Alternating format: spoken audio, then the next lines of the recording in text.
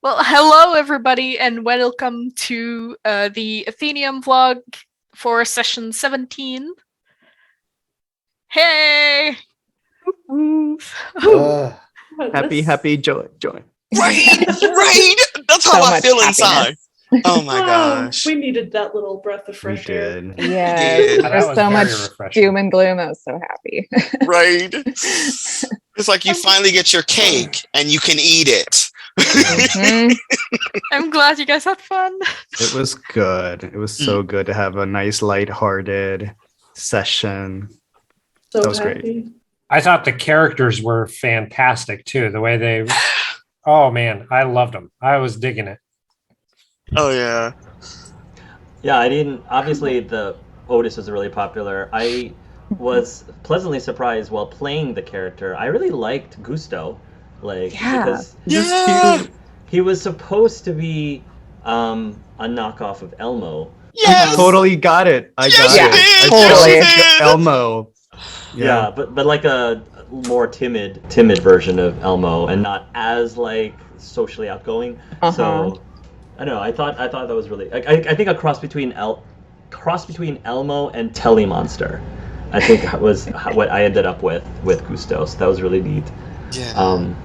And then the Speller, because I was thinking we need a knockoff of the Count. The Count. Yes. The Count. Yes. It was Somebody who hilarious. I spells. loved It's it. like, oh, instead of a vampire, it could be a witch. I was like, Right? Perfect. It was beautiful. I thought that was genius. Yes. The And lightning. just like the Count's name is two puns, so is the Speller's. Yes.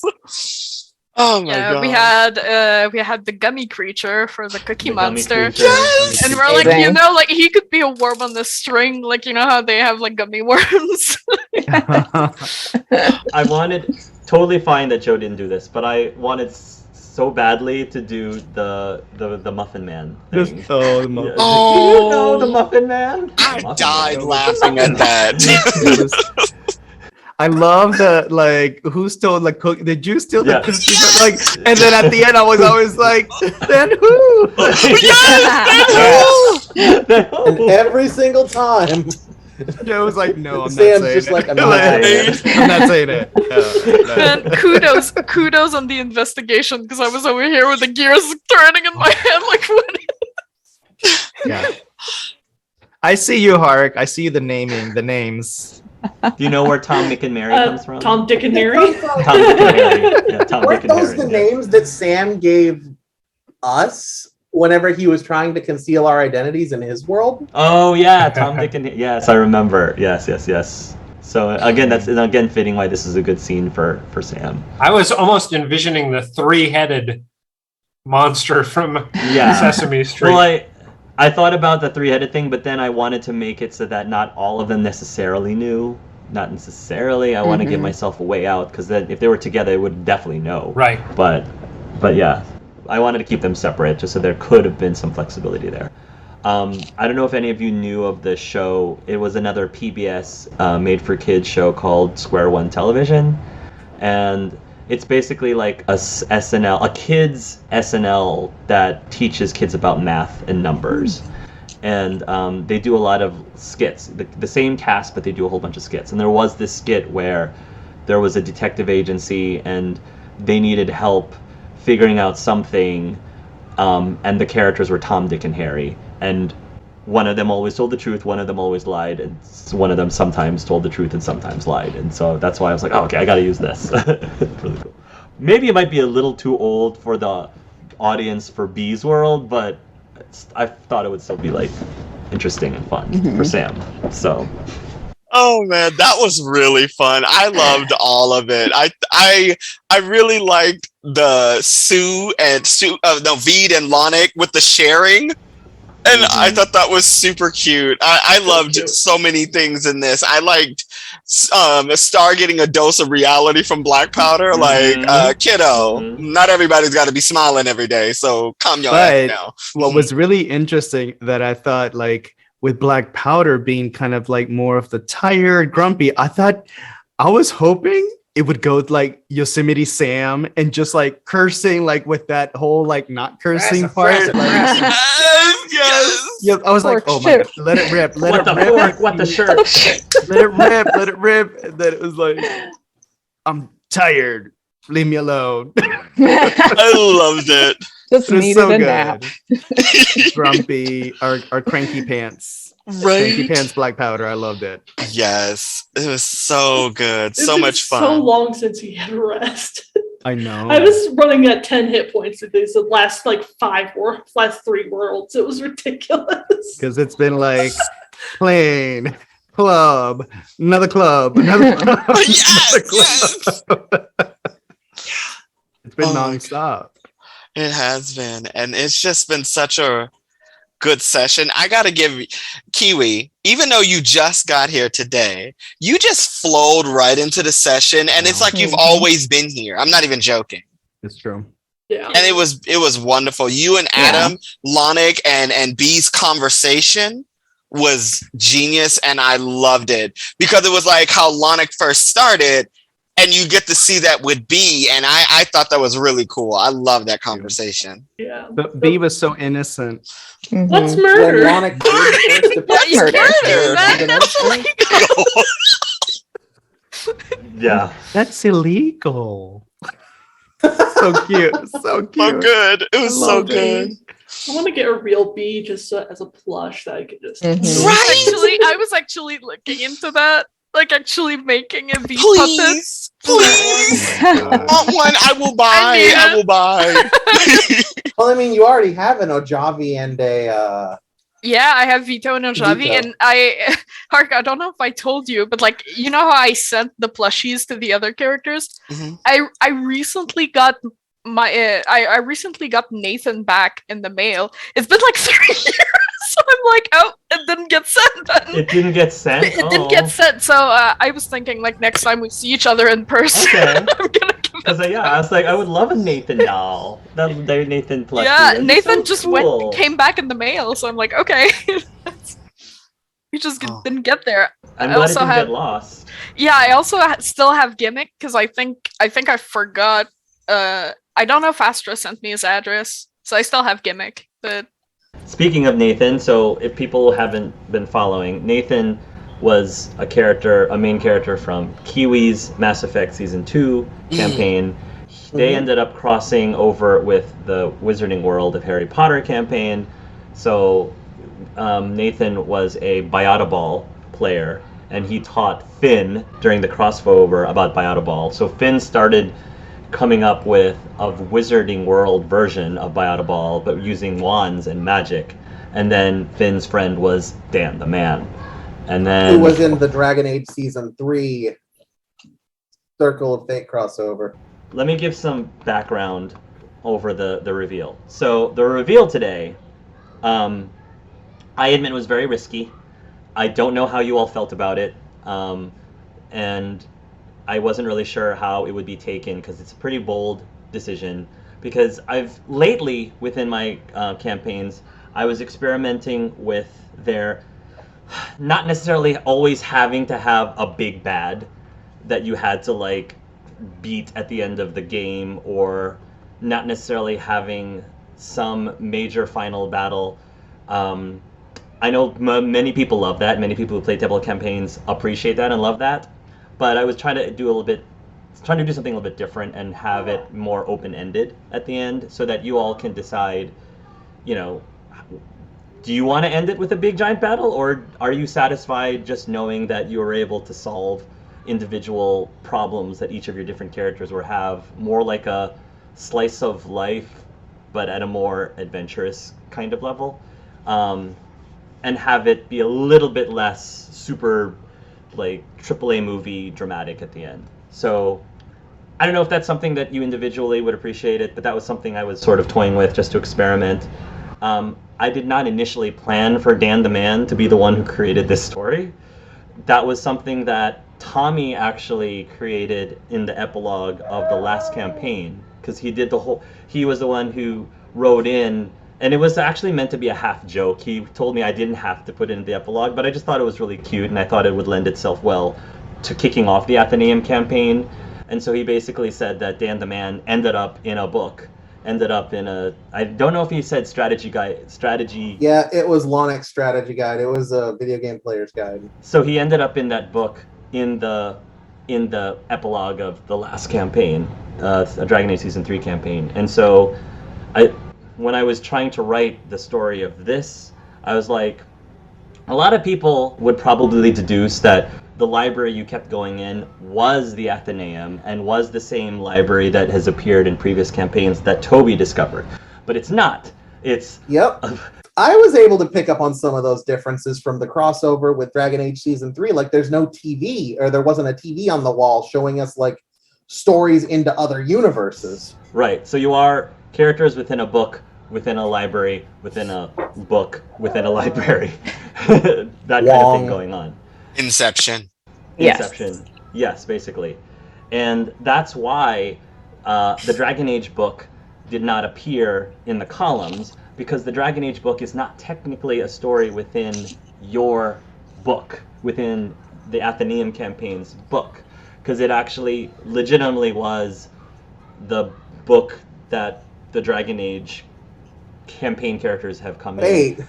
It's just that because of the really wonky, glitchy nature of Lonix World, it sort of glitched you outside of the Athenaeum book into the Dragon Age book. Lonix World's glitches are actually more powerful than what we believe to be the Athenaeum. Which makes sense, because when Dan the Man was writing the story, he started off with Lonix story, because he came from Lonix actual strategy game, strategy guide book, and he started with that and wrote in Lonix strategy game book into the story. So if you kind of think about it, Dan the Man, he was kind of lazy about it. He literally just took what was going on in real life and he just copied it over to this book. Like, oh, a library where that's different universes and different books, and the characters are actually like alive in those books. That's a great idea. I'll make that into a story. But what genre should I do? Well, I like this genre and this genre. I'll just throw them all in. Like, he just a really lazy, because I figured that's so what Dan the Man would do. He would just throw everything but the kitchen sink, or including the kitchen sink, into this really big story that honestly makes no sense whatsoever. No sense whatsoever. But hey, like, he just did it because he thought it was fun and entertaining and just wanted to get out of the library. And then he wrote himself into the story, because why not star in my own book? Exactly. And that's the story behind the reveal of why all of this is ultimately happening. I really liked how when Dan the Man revealed that, our Dan the Man revealed that, how everybody's faces were like existential crisis. And I'm like, I've been through this once already. Yeah, like I do want to ask everyone, like, what was your character's like internal reaction to all that? Because we only heard from a few that wasn't questions. So I kind of want to know what everyone's internal. So the way I interpreted that scene, and I'm gonna be funny, Frankie was like Neo meeting the architect with all the screens, and he's just like, screw you, man, blah, blah, blah, blah, blah. That's what was going through his head, right? Like it's all about choice. It's all about, I have a choice. Yeah.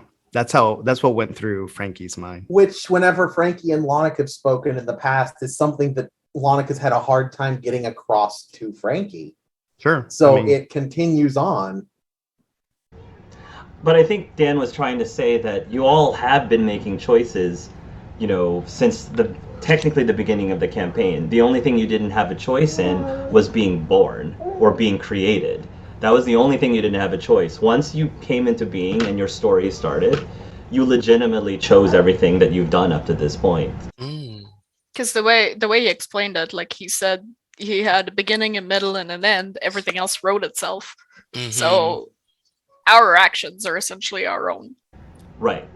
And which is actually how it works with the other books in the Athenaeum campaign, which is essentially how the other campaigns work.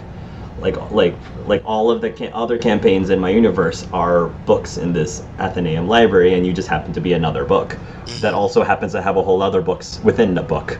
So it's a little confusing. So yeah, I mean, Tori's reaction. I mean, yeah, I guess what went through her mind was Dan the Man was probably the one then that wrote the whole like which reality is real. He did, yes. And that part. so yeah, that caused her a lot of inner turmoil. So she's a little peeved about that. But then again, she should be. yeah. So should she is be. peeved. She totally is. But like then again, none of them were real. Like it's all a story. Like the reality is outside of her own story. So it's weird. She's I mean, it's definitely as pissed real off, as though. we believe them to be, right? Exactly. That's the whole Yeah. point. That is the whole point. Yeah. Yeah, I mean, I think what you all love about just stories in general and tabletop gaming is that these characters are real to you. Like, it's I'm being very meta here, super meta, but yeah, I feel like all of your characters are real people, and that's the reason why we can role play with each other so well is because we have to have that mindset, and so that is sort of being reflected in this plot as well. Yeah. This episode was super meta, even It with was. like Oh yeah, it was so meta. controlling our puppets. Yes, yes. Who are those people down Like, there? I will say when the reveal hit, like Black Powder never actually had like existential crisis issues because he figured like, okay, so maybe even Sue coming with us, that was Dan the Man stealing. Mm-hmm. He wrote everyone's beginning, so he's the one who caused Carmen to get kidnapped in the first place and the false reality. He's the one who wrote a story about kids being murdered because they had these psionic abilities, about the murderer and like all these horrible things. Because like now Gourmet City is in slavery because he took Sue out of it. And so he's like, you are the reason all these people are getting hurt. Like I heavily consider Black Powder regressing into violence. You should. Like I was highly this close to following you. like I highly close. considered Black Powder just like murdering him, like going super dark and like, you know what? No. Yeah. He's still there, so technically it's still possible. It's still possible. Yeah. But I think that for Dan the Man, and this could be the real Dan the Man, not the character in the book Dan the Man. The real Dan the Man knew enough, or probably because of some help from Toby, that if you're going to write a story, you need conflict of some sort. Yeah. So It's like the Let's just it's kinda slather like, the conflict on. Like, yeah, kind all of of going it. back to the Matrix, That's- which Alex mentioned earlier. It's like, do you guys remember the scene from the first Matrix film where Smith and Morpheus are talking about the original Matrix? Mm-hmm. You know, there was another Matrix before this one. It was perfect, ideal, but too many of you vermin rejected it. You thought it was too good to be true, and so you were lost. Humans need struggle. They need strife. They need suffering, or else it doesn't feel real. Yeah, it fully admittedly, and again, because at least our version of Dan the Man seemed very chipper about the whole thing. Yeah. But the idea is that you chose a good story that ended up ruining people's lives, people who we see are real. Mhm. So you Yeah. chose Yeah. story over lives, and that's why, like, Black Powder hates him. yeah. As a storyteller, he needed to include conflict, and so he wrote all these terrible things because that's the plot.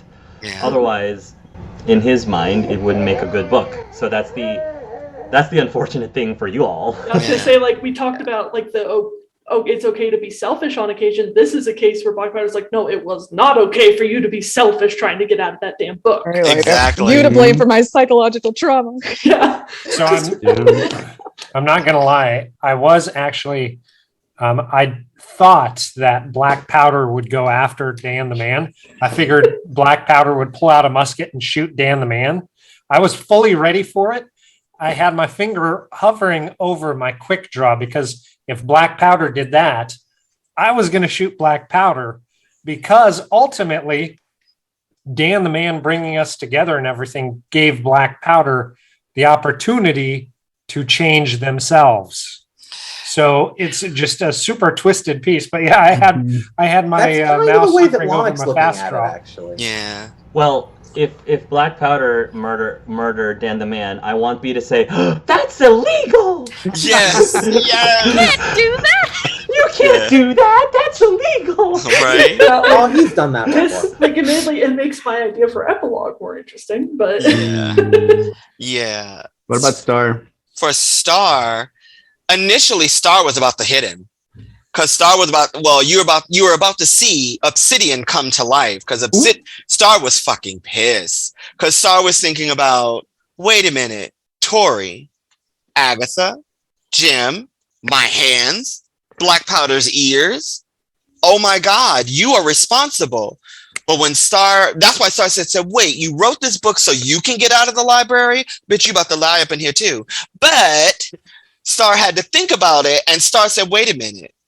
He wrote all that, but he gave us free will. So that means our actions from this point on are our own. And Star started thinking about, well, yeah, he gave me Frankie. I mean, he gave me Stormy. For me to be a romance genre. And Star just talked to Stormy. So all those feelings they were feeling are real. So Star is like, although I want to kick him in the butt, let me tell him thank you because you're the reason I exist. My existence is possible because you thought of it. And you gave me an extension to my family. Even though, yes, it's all dysfunctional. Let's just be real about it. And now we have a new soul to corrupt. Poor B. But no, that was Star's MO. And Star, being a romance character, acted off love. So that's why Star was like, thank you. I exist because of you. So, had you not did what you did. You were playing Dan the Man, so you couldn't really show us any reactions that Veed was having. If Veed was there, like, what does Veed think of all this? I think Veed sort of gets it. I think he gets what Dan the Man was doing because Veed comes from a superhero comic book like world, and something like really weird and meta as this is sort of in Veed's alley. Like, because Veed also loves comic books, and also loves video games, and so he kind of gets, like, at least conceptually, the motives of what Dan the Man did, and so honestly, I think he's a little intrigued. I mean, yeah, there's some things about it that is not 100%. He's not 100% comfortable with, but overall, I think he's probably like Sam, where he's like curious and intrigued about the whole thing. Yeah, I thought it was really good. It was a good session. It was. I am curious, ultimately, how you all feel about the sort of like sandboxy end game of the campaign, because it is experimental. And if you'd like to give feedback on that, or if you want to wait till the end of the campaign to give feedback on that, because I know that in the past, that's feedback I've gotten from other players. They're like, you don't always have to do an end boss. You don't always have to do some giant final battle at the end. And I actually did that sort of with Dragon Age, where the final boss battle was the second to the last session. And then the actual finale session was more like an epilogue that you could roleplay through. So I sort of was experimenting with that, and it seemed like those players appreciated that type of ending for the campaign. And this one is just completely different from even that. So I was going to ask you, Alex, how did you feel about the scene with Star and Frankie? Like, do you feel like if it wasn't us role playing, do you think something like that could have helped him? Is what my goal was. Yes. I think it was important for Frankie and Star to have that discussion, because if anyone out of any character, I think, could understand having multiple types of, people, personalities, memories, things like that, it would be Star. I also did message, Thistle offline, just to be sure, like, let's be sure, like, we do everything, kind of tactfully and representative of someone that could potentially suffer, experience DID. And yes. And so, but in my mind, I was also looking at it more from like how Dune did it with the memories. So it's more about memories rather than distinct personalities within Frankie. Mm-hmm. But it's just, there's still memories, and he has those feelings, and it's still, you have to, like you said, you still have to kind of compartmentalize them a little bit. Mhm. And so yeah, I was definitely looking at it more from Dune's writing and how you handle it from a Dune perspective. These are kind of memories from Many people lives. before rather. Yeah. Mhm. Oh, I like that. And this will just to make the record clear, if I had said anything as Star that made you feel uncomfortable, you can always tell me, because I never want to be disrespectful in any way, shape, or form. No. You guys were good. Like, Okay. Yeah. the And idea is a very complicated thing, and I think you guys, like Frankie multiple times said, like, it's not personalities, it's memories. So it's like, Exactly. you didn't get into DID territory. Good. You're good. Yeah, I know I had that discussion with Thistle about Lonic back when he was first introduced, because his personality does kind of change whenever he changes form. Right. Heck, Micah, you also contacted me because just Star's setup is similar to DID. So it's like, man, a lot of people talk about DID. Yeah. But anyone who's And- watched, what was you gonna say?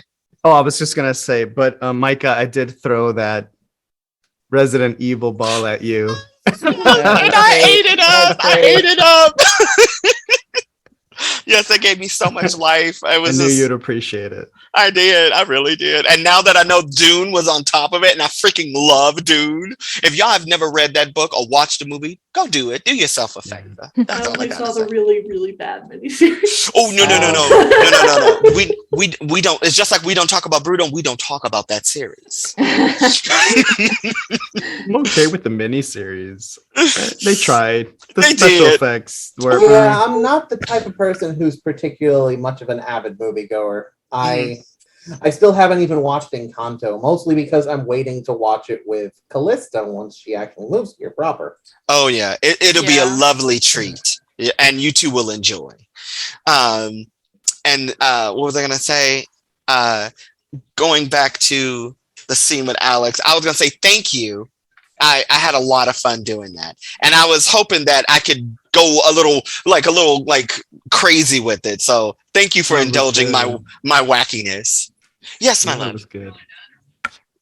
Hold on. But B, thank you for setting up the Poppy Street. There were so many players and character ideas from the audition that it was like, oh gosh, I wish all of us could be part of the game. There's Yes. just so And many good people. B and was one of entries. those people for sure. That was- Yeah. man, Yeah. it would have been so cool to have B be part of this. So I'm glad we got to get a little taste of B. Yes. Yes. Yeah, Hark could like do what he wants with that part of the vlog, but I've known I was gonna guest since before your session 0.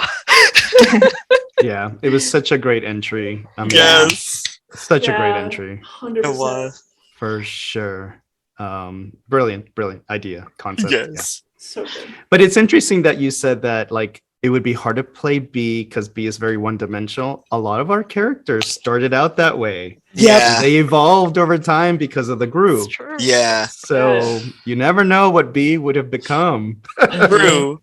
Could you Watching- imagine? He very easily could have become something very similar to what Lonic ended up becoming. True, Maybe. because I have talked with it with Adam, because we were talking about like I think it was in Tori's world. One of the warm-up questions was, "What is their worst fear?" And I'm over here like I could not answer that because B literally does not know how to feel fear. Right. She's Yeah, I been mentioned written that way. Like, so- straight up, if B had been a part of the group from day one and you'd played with us every single day, I think she would have become the epitome of the Reddit "I ruined your childhood." Yes. Oh Yes. my God, the scenes would have been crazy because she would be like the little child Mhm. that would imagine come her, along. like, She would become like a Frankie serial Boy's killer. She would have been so messed I mean, up. I don't know if you guys saw the art that Astra posted Oh, yes. in the Yes. Discord. But for viewers who haven't seen it, maybe Hart can put it up or maybe not. But it's essentially it started as a joke with my character being so light that people were like, it's going to be the secret villain of the campaign. Ah, And Astra, someone from Mass Effect Season 2 who was playing with me, essentially drew B with a chainsaw. Oh, And, Yup. yeah, so especially after Tori's world. yeah. yeah. Oh, what was it? The Magical Time Murders, that Muppet movie where there were like murders involved. It would have been a scene like that. Would be. It would have just turned into "Don't hug me, I'm scared." Right. That's right. Don't hug me. I'm scared. Oh my god. Oh boy. Oh, there's some good. This was a bits. fun session. Yes. This was a fun session. Because I also really like the talk Black Powder had with Lonic. Yes. That is a talk that has been so overdue. It's been Mhm. needing to have. I really enjoyed that talk. I thought that was epic, and it was funny. I think Alex, you wrote Lonic is going through puberty, and I was like, "Dad talk with Lonic." I mean, with BP. It was really interesting to see Lonic develop, because it's true, Adam. Like, your character is the one that has first experienced that whole existential crisis thing, and it's like, it's kind of like what teenagers go through. Like, they're like, I am no longer a child. I'm an adult. Like, I'm free to do what I want. I'm not abandoning my. It's like, oh, they're just going through puberty. Okay. And I am kind of glad, because I have cemented Lonic's age on his character sheet by now. But Kiwi kind of helped me get a narrative reason for doing that, is that I don't really know how old I am. Am I 15 because the writers said I was 15? Am I 25 because my game is 25 years old? Or am I 378,297,423.7? That's a serious number. Yeah, it was really interesting at the end with Lonic, like, oh, okay. And we're all like, what? He's like, what? Like, is it like already went through this? Right. It's like that meme, like, first time. Yeah, like, oh, welcome to the club. Right. That's how it felt. Yeah. I've been sending that first time meme to Kiwi like every time that he's in a group chat with people in the Discord server. I'm just like, yes, it's gonna be like this. Yeah, because to our characters, this is all real. This is you were the thing that was like, oh, you're a little different. You're from this make-believe world. Yeah. So, like, that also kind of tied into something that Lonic was talking with Tori about during the crossover session, whenever Tori and Pasha ran to console him after Garetham blew open his emotional mind gate. That he's like, look, Tori, if I'm real, everybody in my world is real. If I'm real, and now he can turn that on its head. If I'm real, all of you are real. And if we're not real together. Like, I will say the talk earlier with Star is one of the reasons Black Powder chose not to choose violence that morning. There's still a very good chance he'll eventually punch him in the face. Yes. Probably won't kill him. Oh my god, yes. That was Star fun. is our moral compass. He really is. COMPAS. Between Star and Frankie. Yes. I think in terms of like the TV tropes Band of Brothers group things, I think that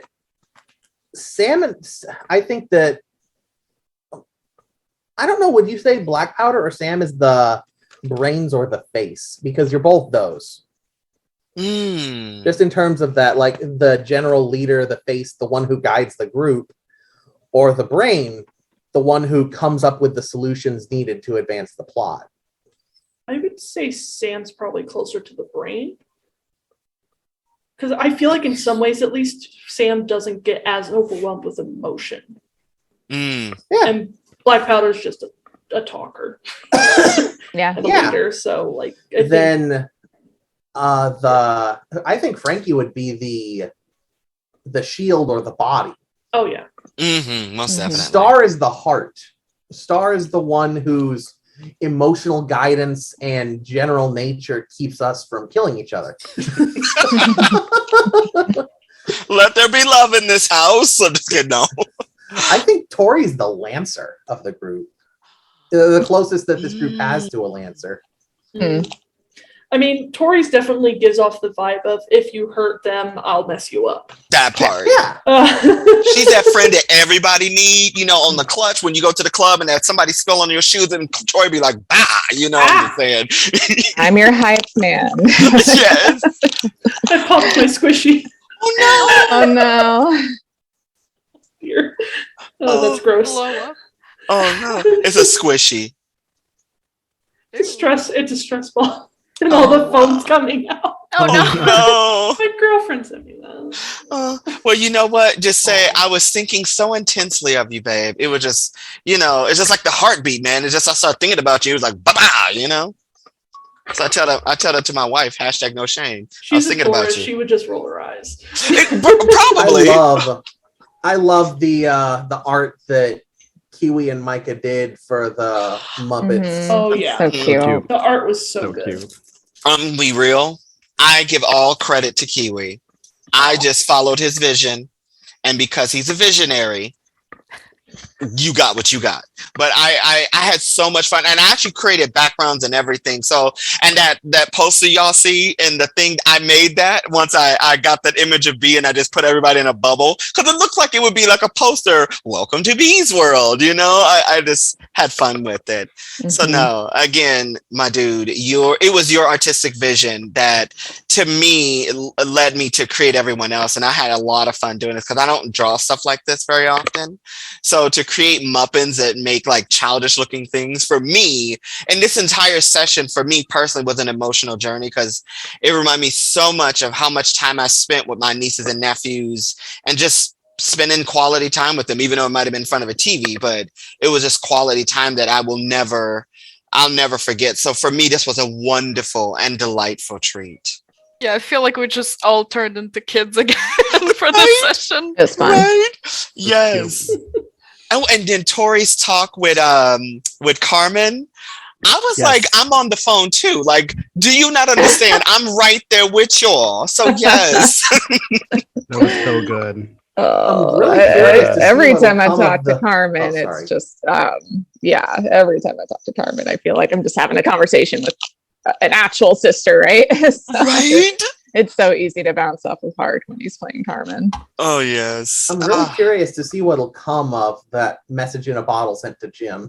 Right? I was gonna say, because I had originally wanted to do a phone call / message, and obviously, like I was originally gonna try and get a hold of like Taylor, and maybe like there's a screen or something that'll pop up so he can read. But my other thought was actually to send a message to Captain Orchid and be like, "Hey, buddy, how's it going? I'm doing great, by the way. Hope you're not, dying of scurvy right now." I support Like, this. just kind of poke the bear a little bit. It's like, "Hey, I'm where you can't reach me." Hey, how does it feel slowly dying of heat stroke due to dehydration? Good luck being in charge. It's hard. Right? See how long they'll stay with you this time. That part. Oh, that would have been awesome. You should do that in the That'll be epilogue. in the epilogue. At some point. He'll just like every year keep sending a letter to Captain Redcap. Oh my god. Oh my god. Oh, Captain Orchid, you're not prepared. You're not prepared for this realness. I'm excited. I'm just gonna become a troll. Right? Oh, the librarian troll. I support this. And another thing I was gonna say, the conversation I had with Black Powder, Star and Black Powder, it was going to be a very different conversation had we not gone to the world of Thetis, because Star was going to tell you how they really felt about their hand situation and how they're really struggling. It wouldn't have been to that level, but Star would have really told you this is what it is. But by that happening, the crossover happening, Star is like, I can really just let this go and see Black Powder for my friend. Black Star completely understands Black Powder, but the conversation would have been a very different one. Star wouldn't have offered an olive branch to come live with, even though he was thinking about it already, but the conversation would have been different. And then later, Star would have offered the olive branch. But I felt that was a good time to do so. I hope you had fun with that scene. Oh, it was great. I love that scene. I think it cemented who Black Powder actually is. And he's just a guy who accepts his limits, accepts his disabilities, and just wants to go, kind of chill. He's getting kind of tired of the adventuring life. Right? He's like, we haven't rested. We haven't done nothing. I need to y'all understand, I'm old. I need my foot to rest. I don't know about y'all, but And a boy talking to needs to somebody stay. with like chronic Everyone's pain, gonna have like, that would have been terrible. Oh, Everyone's we gonna finally have- made an edible meal. Yeah, feeding. Cooked. Yeah. Oh my goodness. And Sam, I loved you in figuring. I know we mentioned it earlier, but I just gotta say, I freaking loved the whole clue, like doing, if I was this, would you do this? And it's funny because I remember we used to play a game like that when we were little. I don't remember what the name was called, but we used to play a game like that when I was a kid with my siblings, and that reminded me so much of that. And it was so cool. I had so much fun watching it, and I could just, I personally, I can see Sam with the magnifying glass on a Muppet Show. I totally support this. So yes. You really got in character there. It was awesome. Yes! Yeah, it did throw me with the sometimes truth, sometimes lie, because I thought at first it was by day, not by comment. So it threw me a little bit. So I was questioning on and off. I kept going back to Mary being the one who did it, but then I would ask a question. It was like, well, no, she wouldn't lie about that. Right. So yeah, that one was pretty tough. Meanwhile, we were all on the side, like, oh my god. Right. But we were all confused about that. Yeah, I tried so hard to keep up. I had to go and lay down. My head was starting to hurt. Yeah, for a moment, because of the truth and the one sometimes lies thing with the switching, I was like, did Hart make a mistake somewhere? Because things aren't lining up. Yeah. Oh my goodness. Yeah, I was so confused. But what tipped Mary's hand is when the other one said she washed her shoes, and I'm like, okay. If she washed her shoes and the other one's always lying, something's up. Something's got to give it. But again, it was do. It's P.I. Sam. Okay, he figured it out. Okay, let's go. World's greatest detective. Oh my goodness, yeah. I just had so much fun this episode. And again, I have to say this again to you. Thank you for creating B. I loved it. I love her. You're welcome. I'm really glad I finally got to play her. Yes. Yeah. So Hark and I were trying to bring as many little nods to our childhood shows, and I was in when first designing Bee's World, it was there was going to be a mix of Muppets and humans, because obviously this is most similar to Sesame Street, and they have human characters as well. And at some point I was like, I want Bee's neighbor to be Mr. Rogers. We all need a bit of Mr. Rogers. So. Right? Oh my god. Oh, that was so much fun. So much fun. That was a lot. One thing I was expecting people to say is I don't know if you remember the drawing I posted a while ago. It's just Bee eating. It's just where does the food go? Right? Oh my god! She's Bee eating. She's a Muppet. Where does it go? That part. We don't know. We don't know. We may never know. It goes to a magical place, a magical void of happiness that feeds hungry children. I mean, that's why Lonic activated the flavor sensu balls, because when he tried Veed's cooking for the first time, he wanted it to be actual taste. Ooh, but I'm so glad he didn't. Right, I'm just glad that he didn't kill over. If it would have been inedible, I had something planned for that. I somehow I don't think he would have told him. Right? I feel like he would oh my god, this is great. Lonic is a very honest character. It's one of his flaws on his character sheet is that he's easy to read, and he used to be totally truthful, but I bought that back when we were in Sam's world. So basically, what he would have said had the food had Hark actually rolled a cooking check. I don't know if he did or not. I think he did, yeah. And if he had rolled it really bad and it had been terrible, Lonic would have basically said, well, I'll be with you whenever you try again. Right? I'm not going to back off. I'm not going to back down. I love it.